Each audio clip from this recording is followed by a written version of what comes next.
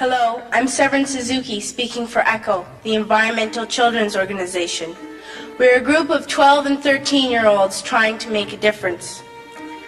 Vanessa Setti, Morgan Geisler, Michelle Quigg, and me. We've raised all the money to come here ourselves, to come 5,000 miles to tell you adults you must change your ways. Coming up here today, I have no hidden agenda. I am fighting for my future. Losing my future is not like losing an election or a few points on the stock market. I am here to speak for all generations to come. I am here to speak on behalf of the starving children around the world whose cries go unheard. I am here to speak for the countless animals dying across this planet because they have nowhere left to go. I am afraid to go out in the sun now because of the holes in our ozone. I am afraid to breathe the air because I don't know what chemicals are in it. I used to go fishing in Vancouver, my home, with my dad, until just a few years ago we found the fish full of cancers. And now we hear of animals and plants going extinct, every day vanishing forever. In my life, I have dreamt of seeing the great herds of wild animals, jungles and rainforests full of birds and butterflies. But now I wonder if they will even exist for my children to see. Did you have to worry of these things when you were my age? All this is happening before our eyes, and yet we act as if we have all the time we want and all the solutions.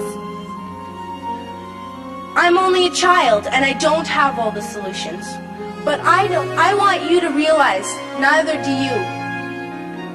You don't know how to fix the holes in our ozone layer. You don't know how to bring the salmon back up in a dead stream. You don't know how to bring back an animal now extinct. And you can't bring back the forests that once grew where there is now a desert. If you don't know how to fix it, please stop breaking it. Here, you may be delegates of your government, business people, organizers, reporters, or politicians, but really, your mothers and fathers, sisters and brothers, aunts and uncles, and all of you are someone's child. I'm only a child, yet I know we are all part of a family, 5 billion strong, in fact 30 million species strong, and borders and governments will never change that. I'm only a child, yet I know we are all in this together and should act as one single world towards one single goal. In my anger, I am not blind, and in my fear, I am not afraid of telling the world how I feel. In my country, we make so much waste. We buy and throw away, buy and throw away, buy and throw away, and yet northern countries will not share with the needy. Even when we have more than enough, we are afraid to share. We are afraid to let go of some of our wealth. In Canada, we live the privileged life, with plenty of food, water, and shelter. We have watches, bicycles, computers, and television sets. The list could go on for 2 days. 2 days ago, here in Brazil, we were shocked when we spent time with some children living on the streets. This is what one child told us. I wish I was rich. And if I were, I would give all the street children food, clothes, medicines, shelter, and love and affection. If a child on the streets who has nothing is willing to share, why are we who have everything still so greedy? I can't stop thinking that these are children my own age, that it makes a tremendous difference where you are born. That I could be one of those children living in the favelas of Rio. I could be a child starving in Somalia, or a victim of war in the Middle East, or a beggar in India. I am only a child, yet I know if all the money spent on war was spent on finding environmental answers, ending poverty, and finding treaties, what a wonderful place this earth would be. At school, even in kindergarten, you teach us how to behave in the world.